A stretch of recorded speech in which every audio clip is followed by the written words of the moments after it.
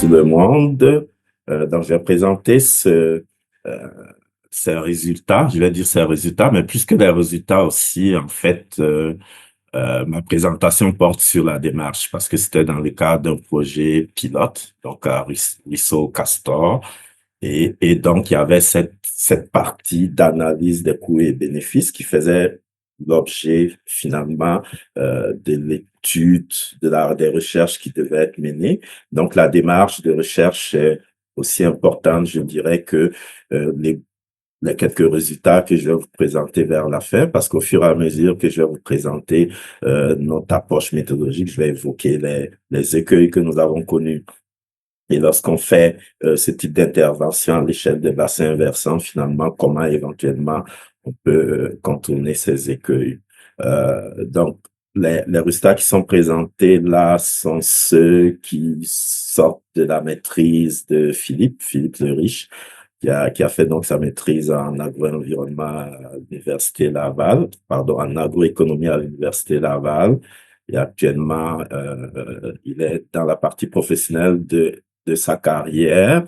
Malheureusement, il peut pas être disponible aujourd'hui. En tout cas, je l'ai pas vu rentrer. Je sais pas s'il va se joindre à un certain moment. Mais lui, il continue à travailler donc au niveau du bassin versant du ruisseau Castor. Donc, il aurait pu nous amener des éléments de ce qui s'est passé à partir du moment où ce projet, dans la partie à moi, s'est arrêté, c'est-à-dire en 2023. Donc, c'est une intervention qui s'est faite dans le cadre d'un projet pilote au niveau du ruisseau Castor. Donc, je reviens là-dessus dans les éléments de contexte avec un financement du ministère de l'Environnement, donc environnement, lutte et changement climatique, faune et parc. Donc, qui a financé ce projet pilote et donc qui nous a permis finalement de développer cela, de former certains de nos étudiants sur la question. Et donc, nous profitons pour remercier finalement le ministère de l'Environnement pour cette démarche de recherche qu'elle a permise et puis finalement de renforcement des compétences dans la partie économique donc de l'analyse. Philippe est agroéconomiste, moi ici économiste, et donc il y a certaines questions certainement dans la salle où vous aurez plus de réponses à ces questions que moi. Puisque nous, on était vraiment de la partie économique et il y a beaucoup de ces questions qui sont liées à l'amélioration de la qualité de l'eau, qui sont plus techniques, je vais dire. Donc, pour ces questions, peut-être que lorsque des questions me seront posées, je prendrai des notes et puis peut-être un des intervenants de la salle pourra me compléter ou répondre à la question si j'en suis incapable. Donc, cela étant, le plan, si j'ai revu le plan, donc je vais revenir sur des éléments de contexte que ceux que j'ai donnés tout à l'heure. L'objectif de cette étude, je vais présenter sommairement le bassin versant, les pratiques qui ont été retenues, ensuite le modèle que nous avons adopté pour cette analyse des coûts et bénéfices, et je vais vous présenter quelques résultats. C'est vraiment quelques résultats dans notre rapport. On a plus d'une trentaine de tableaux, on a des figures. Actuellement, on est en train d'essayer de faire un cahier de recherche donc qui nous permet de présenter de manière, je vais dire, mâchée l'essentiel des résultats, mais c'est pas encore disponible. Et je finirai par la conclusion. Donc, les éléments de contexte, je vais pas trop insister là-dessus. Donc, on sait qu'il y a des enjeux environnementaux qui peuvent être liés à la production agricole et également, on sait que les pratiques agro-environnementales peuvent jouer un rôle d'atténuation de cet effet négatif. Sauf que, dans certains cas, à court terme, ça peut engendrer des coûts supplémentaires qui peuvent parfois disparaître à moyen ou long terme. Donc, on va voir un peu comment on essaye de l'intégrer dans notre démarche méthodologique. Et à ce moment, lorsqu'on a des chocs à court terme, il faut trouver comment finalement on finance l'engagement donc des producteurs et productrices dans l'adoption de ces pratiques. Donc, il y a des effets qui peuvent être négatifs à court terme. Étant donné que ces effets peuvent être négatifs à court terme, l'idéal, c'est de pouvoir les chiffrer et puis de voir finalement ce qui passe en termes de privée, donc comment nos entreprises agricoles internalisent certains de ces coûts, donc au niveau de leur opération, et ce qui passe finalement au niveau des organismes publics, parce que on pourrait considérer que l'amélioration de la qualité de l'eau, c'est un bien public, et peut-être qu'on a un rôle à jouer de ce côté-là, comme au niveau du gouvernement. Et donc, c'est dans ce contexte d'effet de l'agriculture sur l'environnement que le gouvernement du Québec donc, a initié sa stratégie, la stratégie québécoise de l'eau, un plan d'action, et c'est de là qu'a découlé finalement le projet pilote du ruisseau Castor. Et ce projet, sur une période de 10 ans, comme je disais, il se poursuit avec une autre forme d'intervention de ce que je comprends. Il y avait vraiment, j'ai mis en gras les 3 objectifs qui, à mon niveau, que nous trimballons après, je dirais, dans ce que je vais présenter.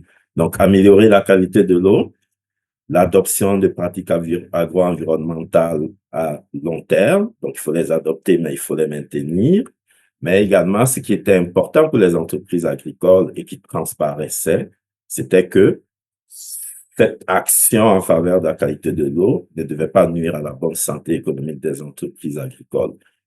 D'où la partie socio-économique du projet, donc avec Jérôme Duprat à l'UQO et puis à Laval, Jean-François Bissonnette et moi-même, donc en termes de chercheurs principaux, où c'était de voir finalement euh, la partie plus comportementale des producteurs et productrices, donc la partie plus sociaux, et également les aspects économiques qui peuvent être associés à l'adoption de ces pratiques. Et la démarche d'analyse des aspects économiques a été en 2 principales étapes. La première étape, c'est à l'échelle des entreprises, donc de la pratique et des entreprises. Et ce que je vais vous présenter aujourd'hui, c'est quand on met tout ça à l'échelle du bassin versant. Donc, des 14 entreprises qui sont présentes, en fait, comment on agrège tous ces effets, économiques qui peuvent survenir suite à l'adoption des pratiques. Donc, une équipe pluridisciplinaire de chercheurs a été mise en place. Sciences de l'eau, agronomie, donc une équipe pluridisciplinaire et nous en socio-économique. Donc, afin de travailler avec les producteurs agricoles et les organismes, l'équipe locale, donc du ROBVQ. Ces aspects sont importants. Je vais revenir quelques fois là-dessus parce que nous, dans notre démarche, chaque fois que nous faisions nos budgets qui étaient associés à une production, donc on retournait vers les producteurs et productrices agricoles pour nous aider à valider euh, euh, les faits que nous trouvions de l'adoption de pratiques sur certains budgets, donc si ces pratiques avaient été adoptées. Donc, cette interaction avec l'équipe locale a été présente tout le long du projet, ce qui nous aidait dans notre approche économique et parce qu'il y avait quand même la dimension de crédibilité des résultats qui étaient sortis donc à l'échelle des entreprises agricoles. Donc, l'interaction de l'équipe avec donc les acteurs du milieu était fondamentale dans le cadre de ce projet. Donc, l'objectif de l'étude est donc dans la dimension que je vous présente aujourd'hui, donc c'est de déterminer les pratiques agro-environnementales permettant d'améliorer la qualité de l'eau, donc dans le bassin versant du ruisseau Castor, aux coûts les plus faibles possibles. Donc, c'est ça l'idée, vraiment, c'est coûts les plus faibles possibles. Et bien entendu, donc, on va traiter de pratiques qui vont au-delà des aspects réglementaires. Donc, le bassin versant, donc, du ruisseau Castor, donc, c'est en Montérégie, dans la région de Brome-Missisquoi, donc, on l'a là. Donc, je n'évoque pas plus que ça. Et si on regarde l'occupation du sol, donc, on a 97% des terres du territoire qui sont agricoles. Et lorsqu'on regarde au niveau des différentes productions, donc, on voit que c'est vraiment maïs grain et soya qui occupent l'essentiel des superficies agricoles. Donc, au niveau du bassin versant, on a également de la production animale, mais qui est moins importante et dont on n'a pas tenu compte en termes de pratiques donc, pour améliorer la qualité de l'eau. Donc, on est vraiment resté dans le cadre des productions végétales et comment ces productions végétales, en fait, comment l'adoption de pratiques donc dans ces productions végétales pouvait jouer un rôle l'amélioration de la qualité de l'eau. Donc, c'est cette occupation du sol que nous allons amener dans le modèle et sur quoi, en griffe, nous allons jouer pour voir un peu les implications de l'adoption de pratiques. Donc, la qualité de l'eau, nous sommes appuyés sur la littérature qui existe. C'est du travail qui a été réalisé par d'autres membres de l'équipe. Et ce que nous avons retenu, ce sur quoi nous avons retenu de travailler, c'est l'indice de qualité de l'eau du Conseil canadien des ministres de l'Environnement à 4 paramètres. L'équipe a proposé également une mesure à 7 paramètres. Mais nous avions du mal, dans le cadre de notre modélisation, à faire le lien entre un indicateur à 7 paramètres et finalement l'adoption de pratiques avec ce qu'on avait vu dans la littérature. Donc, on avait moins de recul dans la littérature pour le faire. Et donc, nous avons retenu l'indice à 4 paramètres. Donc, il utilise nitrate, calcium, phosphore total et matière en suspension. Et cet indice, finalement, on a 5 échelons, donc 5 échelles dans 5 échelons dans cet indice. Donc, excellent, on aurait un indice de 95 à 100 et bonne 80-94, moyenne 65-79, médiocre 45-64 et enfin mauvaise et 0,44. Et lorsqu'on utilise cet indice, et idem, on prend la référence auprès d'un des autres membres de l'équipe pluridisciplinaire. Donc, ce qu'on constate avec ce tableau, finalement, c'est que il n'a pas trop bougé. Donc, la dernière année avant 2019-2020, on était à 55,62, donc qualité médiocre. Et la donnée que nous avons utilisée lorsque nous avons commencé à travailler dans le projet de recherche, donc qui était à 57, donc on restait à un niveau d'indice de qualité de l'eau utilisé donc à 4 paramètres, donc qui était médiocre. Et donc, notre objectif de modélisation, que je vais redire tout à l'heure, c'était finalement, on a testé autre chose. Mais notre objectif dans notre modélisation, c'était de nous assurer d'amener cet indice de médiocre à la zone bonne. Ça veut dire que notre contrainte basse, donc lorsqu'on on fait notre optimisation, notre contrainte basse de l'IQE, c'était qu'il fallait que cet indice passe à une valeur de 65. Donc, les pratiques agro-environnementales, donc idem, je ne vais pas trop m'étendre sur le fait que donc il y a une multitude de pratiques agro-environnementales qui peuvent être adoptées. Donc, la littérature en dehors du Québec et au Québec est très riche là-dessus. Mais ce qui est fondamental, je dirais, c'est certainement le dernier paragraphe où les enjeux agro-environnementaux sont complexes et faire le lien entre ces enjeux environnementaux et les pratiques, c'est encore plus complexe. Et finalement, il y a la dimension socio-économique parce qu'il faut adopter. Donc, on a vraiment des contextes socio-économiques qui doivent être pris en compte, un contexte socio-économique qui doit être pris en compte, hein. Et puis de deux, le lien entre nos pratiques agro-environnementales et la qualité recherchée de l'environnement. Donc, nous, dans ce cas-ci, c'est de l'eau. Le lien également est en général assez complexe. Et donc, nous avons essayé d'avoir une démarche d'identification. En fait, c'est pas nous comme équipe, euh, les riches Tamini et autres seulement, mais c'est l'équipe de projet, d'avoir en 2 étapes. Donc, la première étape, donc il y a eu une discussion avec l'équipe de recherche pluridisciplinaire, l'équipe locale, donc pour identifier un certain nombre de pratiques agro-environnementales jugées pertinentes. Et après cette étape, donc les chercheurs qui sont plus dans la partie socio, donc il y a toute cette information dans le rapport de Jean-François Bissonnette, ont interrogé les producteurs et productrices sur leur intérêt par rapport à cette pratique jugée pertinente, donc par rapport à notre objectif d'amélioration de qualité de l'eau. Donc, ce qu'on demandait aux producteurs et productrices, c'était de donner un score d'intérêt allant de 0 à 10. Et également, le zéro, ou ne voulant pas, en fait, dans la zone, je me reprends, donc il y avait première dimension, donner un score de 0 à 10, 10 étant déjà implanté, et en dessous de 10, pas encore implanté, mais avec un, un intérêt élevé à implanter la pratique. Donc, dans ma colonne du nombre d'entreprises déjà ayant déjà implanté la pratique, donc j'ai toutes les entreprises qu'il avait indiquées. Donc, ces entreprises ont eu un score de 10.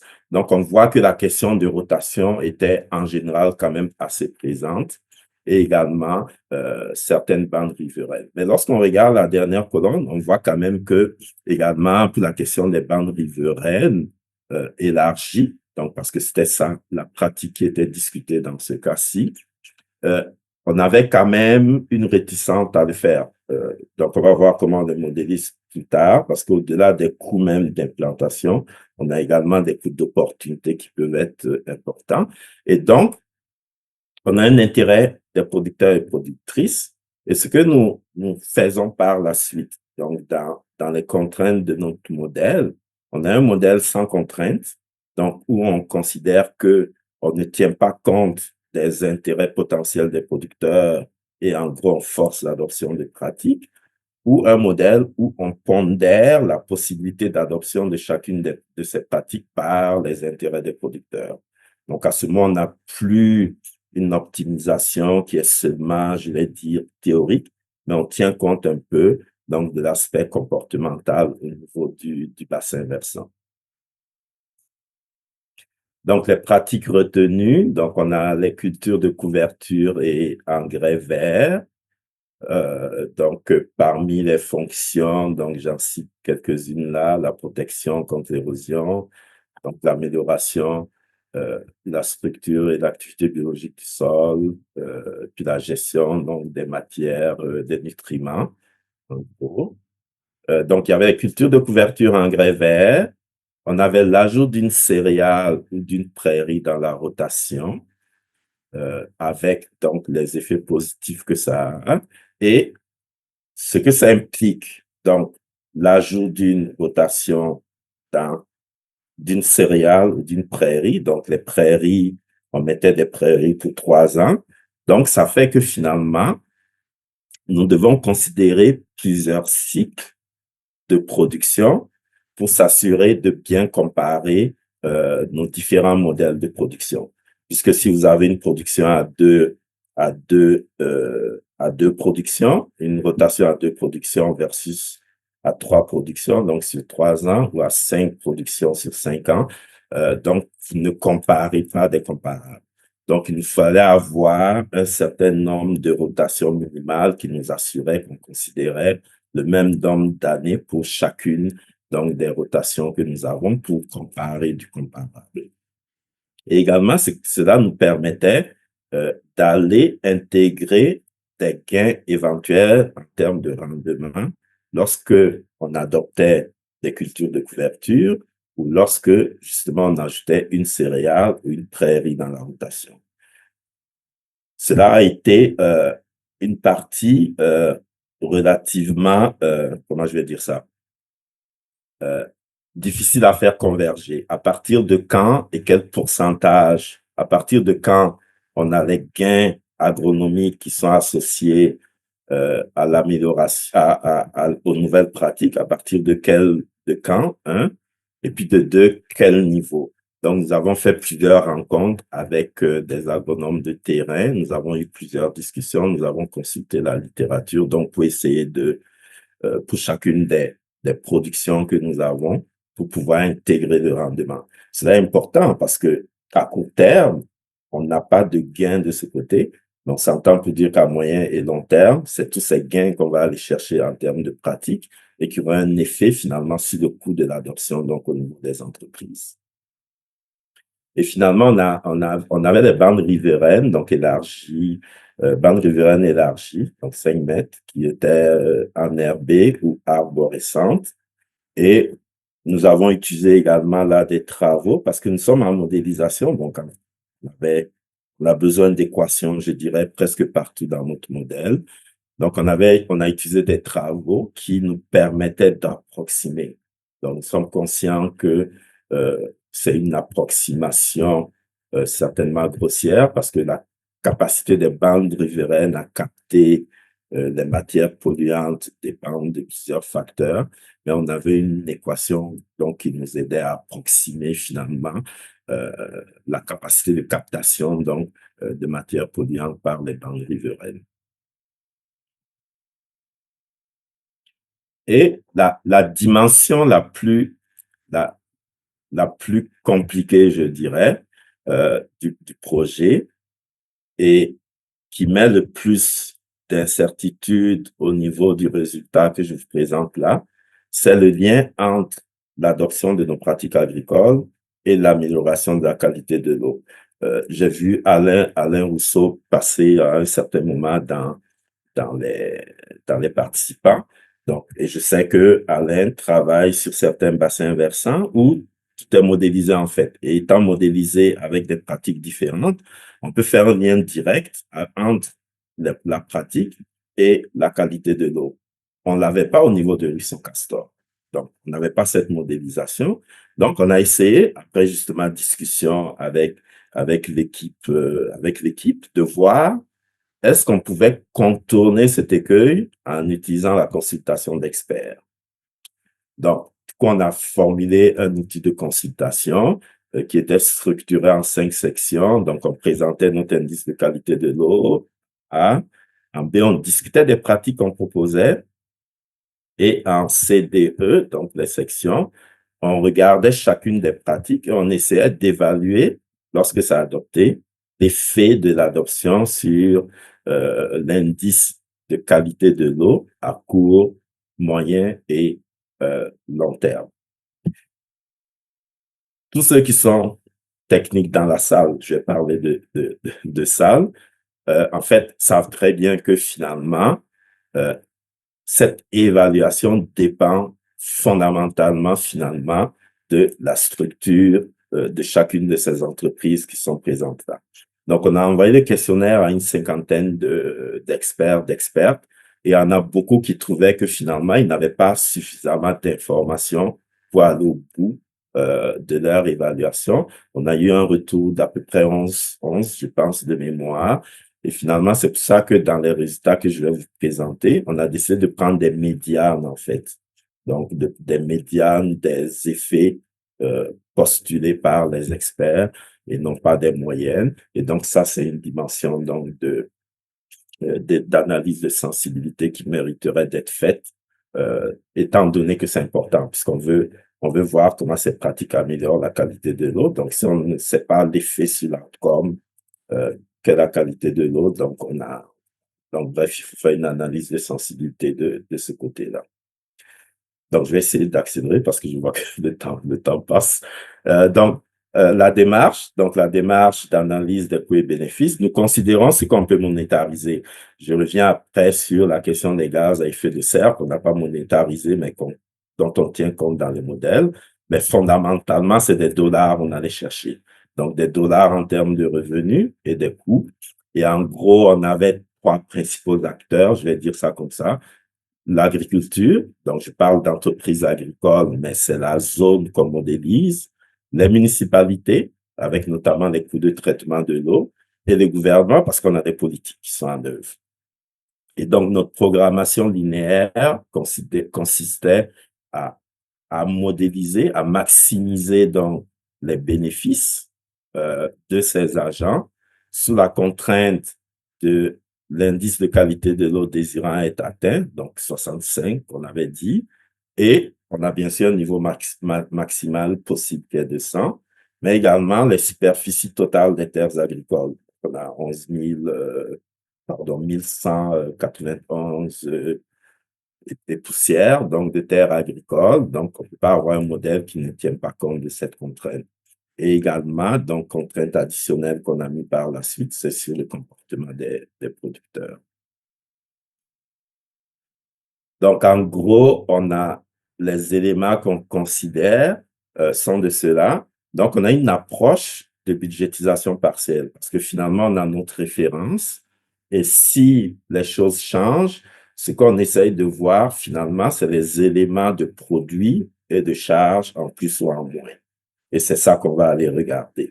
Donc, c'est vraiment une approche de budgétisation partielle où on va regarder les produits en plus, on va regarder les produits en moins, on va regarder les charges en plus, les charges en moins.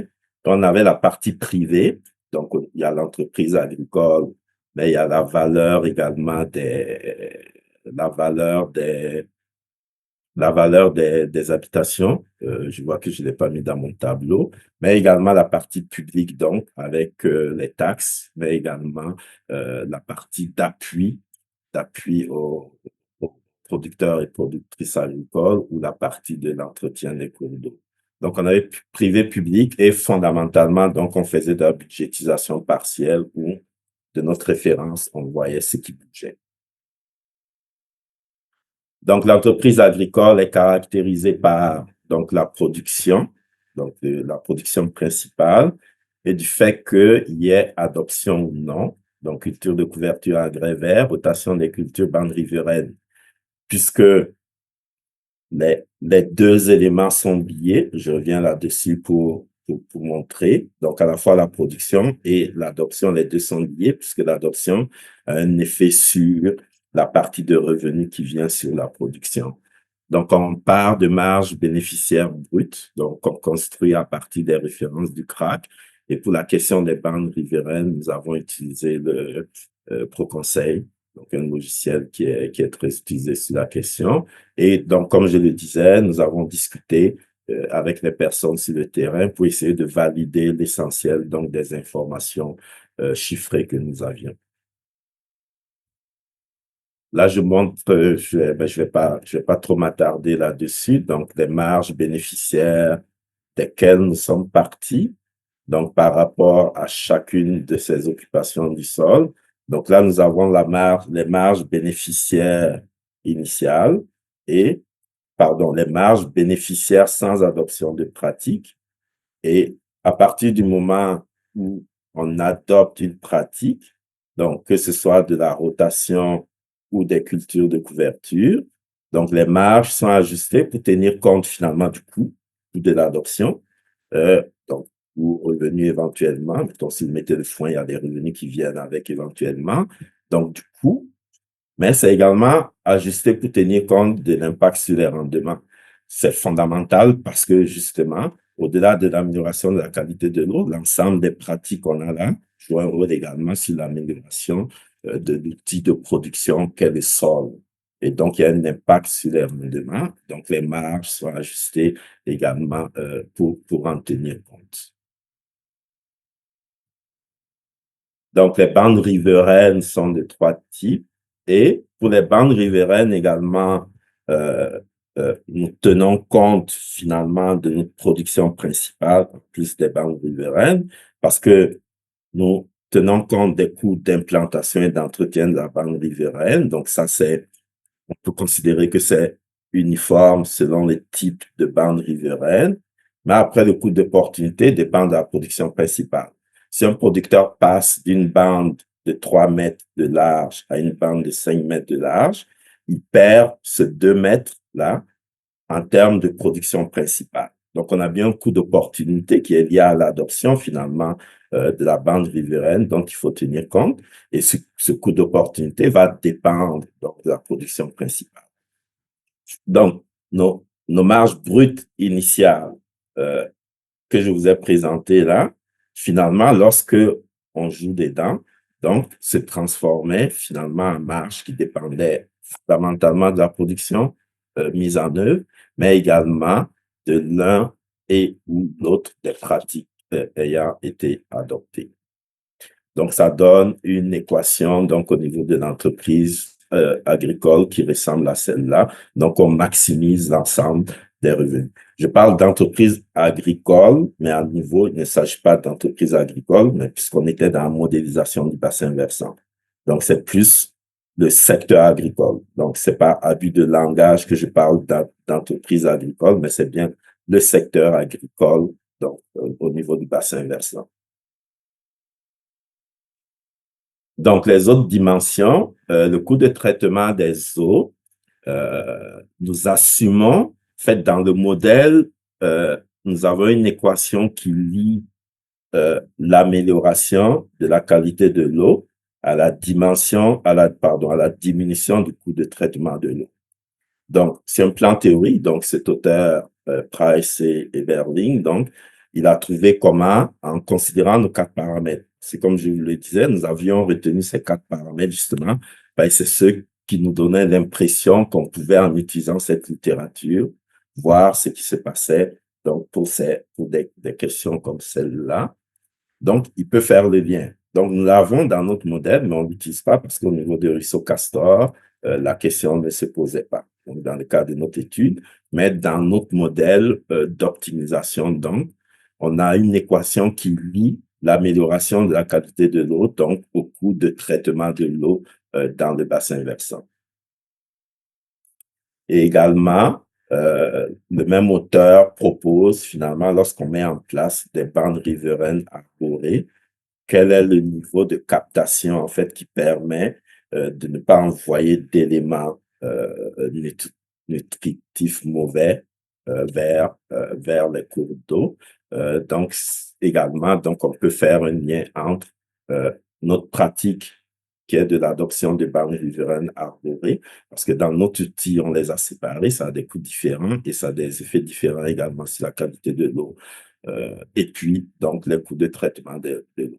Donc, on a les deux éléments qui sont présents, mais on ne les utilise pas dans le cadre de notre modélisation parce que on n'a pas de coût de traitement de l'eau au niveau de la municipalité.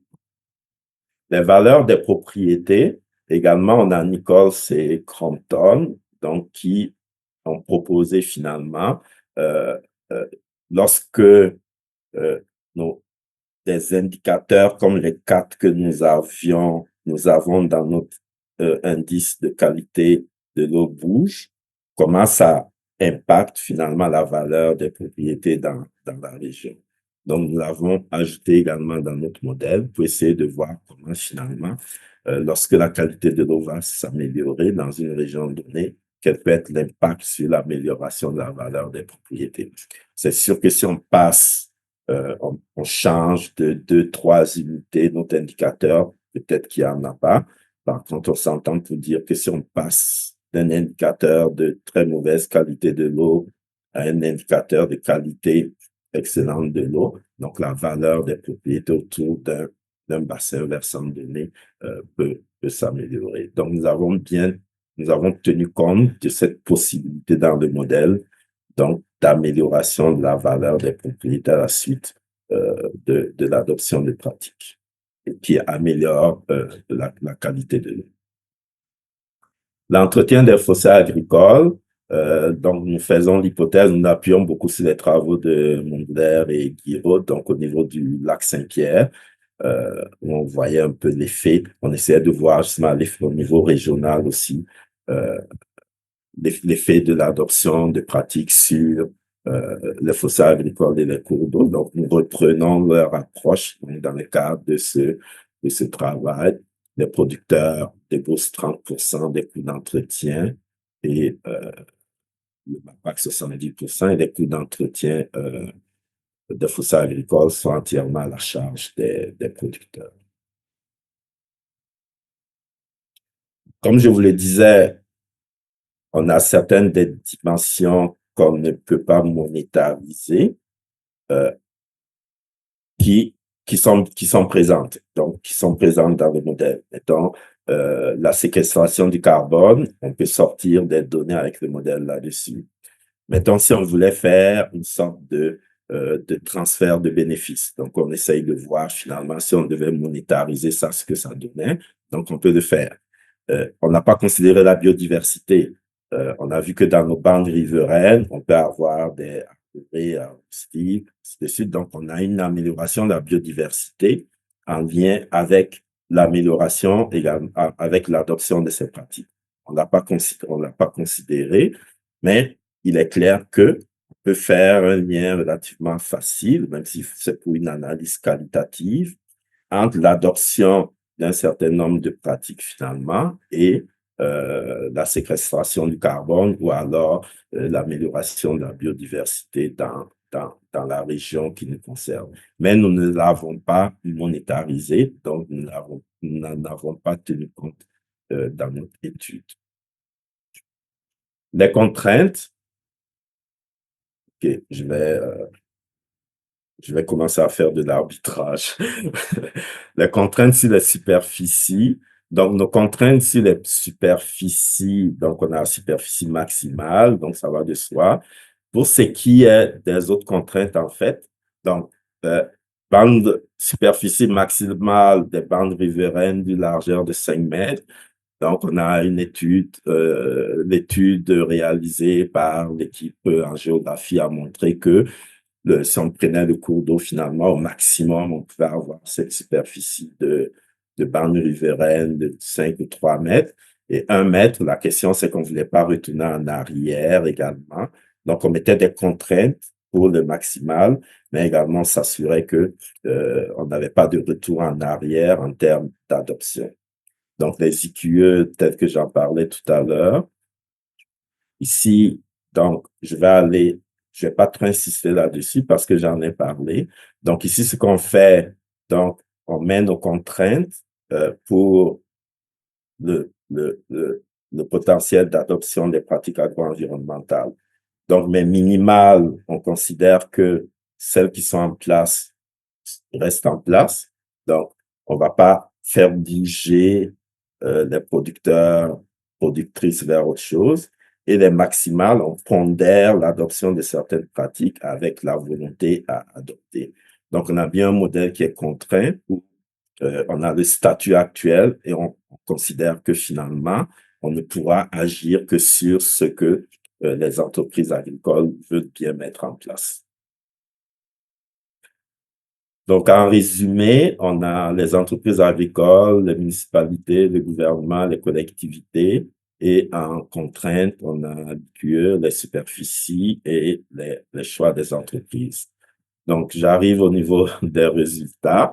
Donc, sans contrainte, donc à court terme, on n'atteint pas notre niveau qu'on veut atteindre.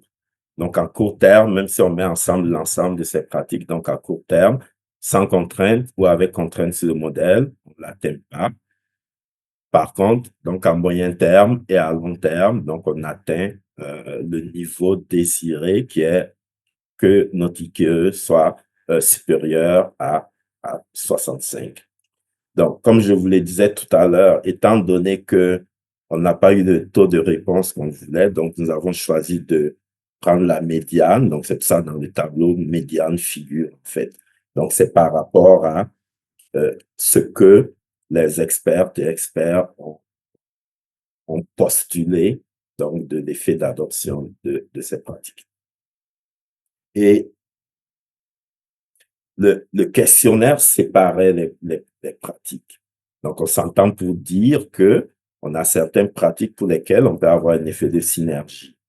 Donc, moi, je considère que finalement, si on considère que ce qui est postulé est bien, est juste, en fait, on est dans un niveau minimal parce qu'on ne va pas chercher les effets de synergie qui sont associés aux pratiques. Sauf que l'approche qu'on utilise pour aller mesurer le gain qui est associé donc à l'adoption de différentes pratiques ne nous permet pas d'aller capter ces effets de synergie. Ben, ici, séparément, on a eu du mal à avoir un retour de questionnaire.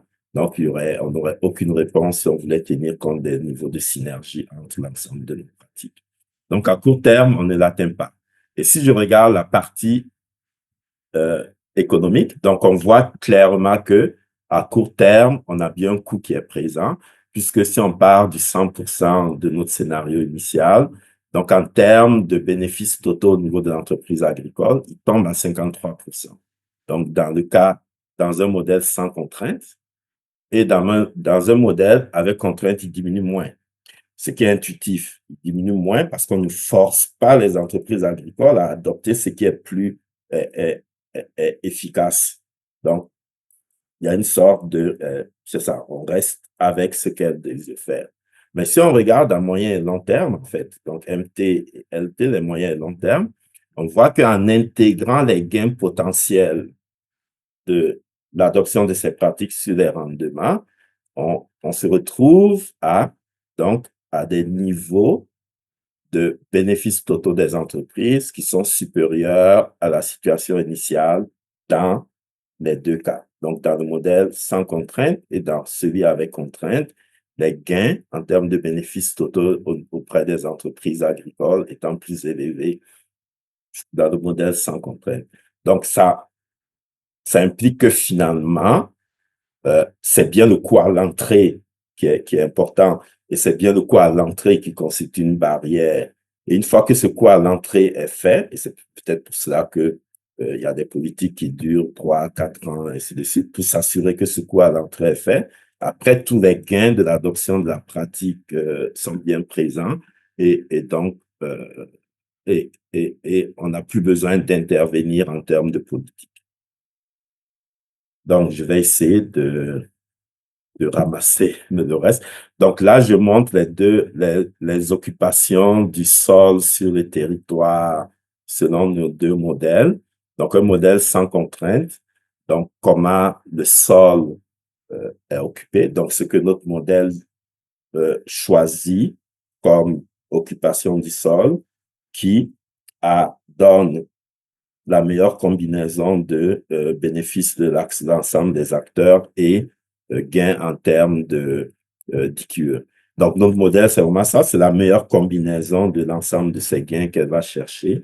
Donc, on a les exemples de les deux cas, donc de la manière dont le sol serait occupé au niveau du bassin versant. Donc là, on a une figure avec l'ensemble des acteurs. Donc, ce qu'on voit clairement dans cette figure, donc j'ai enlevé la partie, le moyen terme, ça n'apportait pas trop d'informations. On voit vraiment qu'à long terme, l'ensemble des acteurs, en fait, il y a un gain, sauf les politiques gouvernementales, on a encore un effet négatif. Mais sinon, pour l'ensemble des acteurs, à partir du long terme, donc il y a un gain à la suite donc, de l'adoption de pratiques agro-environnementales. Donc, on peut bien améliorer la qualité de l'eau et à partir du moment où on sort du moyen et du long terme, et également s'assurer que au niveau des entreprises agricoles, elles sont en bonne santé. Donc là, j'ai avec contrainte, donc si j'ai présenté les deux derniers tableaux et puis conclure, parce que le temps passe. Donc sans contrainte, donc à court terme, donc ma, ma première ligne encadrant en rouge, donc en court terme, on voit le choc et on voit que c'est ça à moyen et long terme, finalement, on se retrouve avec, comparé à la situation initiale que je mets en zéro, donc on se retrouve au niveau du bassin versant avec une situation légèrement améliorée et vous avez en dessous les gains en termes d'indice de qualité de l'eau. Et lorsque on a le modèle avec contrainte, donc du fait de l'appui gouvernemental jusqu'à la fin, lorsqu'on regarde l'ensemble des bénéfices au niveau du bassin versant, on est encore dans le négatif. Donc, ce que ça nous dit, c'est que peut-être que il faut pousser un peu. En tout cas, il faut avoir des mécanismes pour lever la contrainte de désirabilité de l'adoption de certaines pratiques. Parce que si on ne lève pas cela, donc le bénéfice global au niveau du bassin versant est moins important. En fait, il reste négatif même à long terme. Donc, en conclusion, donc on peut faire cet arbitrage avec ce type de modèle, donc pour voir comment on a des objectifs de minimisation des coûts qui sont associés à l'adoption ou de maximisation des bénéfices, tout en améliorant la qualité de l'eau. Donc, ça peut être fait avec ce type d'outils. Donc, les résultats sont très dépendants de nos hypothèses sur les rendements, les prix, les coûts de production. Les prix, les coûts de production et les rendements observés, cela se fait bien. Les gains de rendement suite à l'adoption, on commence à rentrer parfois dans des questions qui sont très liées à l'environnement dans lequel l'étude est réalisée. Les effets des pH sur la qualité de l'eau, donc j'en ai parlé. Et fondamentalement, on considère le bassin versant comme homogène, ce qui n'est pas vrai. On a plusieurs entreprises avec plusieurs caractéristiques de sol différents dont il faut tenir compte. Et on n'a pas tenu compte des effets de synergie. Donc, mais ces limites pourraient être contournées par une modélisation spécifique de chacune des entreprises agricoles. C'était notre objectif initial. On en a 14. Notre objectif initial, c'était de rentrer dans ces 14 entreprises et de les modéliser spécifiquement. La partie économique, on l'aurait réglée, mais peut-être que la partie qui est liée aux caractéristiques du sol et autres questions plus techniques, on ne l'aurait pas réglé. Mais par contre, une modélisation de l'ensemble des entreprises préciserait de beaucoup, en fait, le résultat qu'on obtient. Donc, fondamentalement, euh, des politiques à l'échelle des bassins versants, ce que ça nous dit, c'est que les choix qui sont faits d'avoir des projets pilotes à l'échelle de ces bassins versants, d'avoir des équipes pluridisciplinaires qui travaillent là-dessus, en collaboration avec producteurs, productrices et organismes, c'est opérant et il faut effectivement travailler à moyen et long terme pour s'assurer justement que l'ensemble des informations indispensables à la réalisation de tel type d'études euh, sont collectées. Merci bien.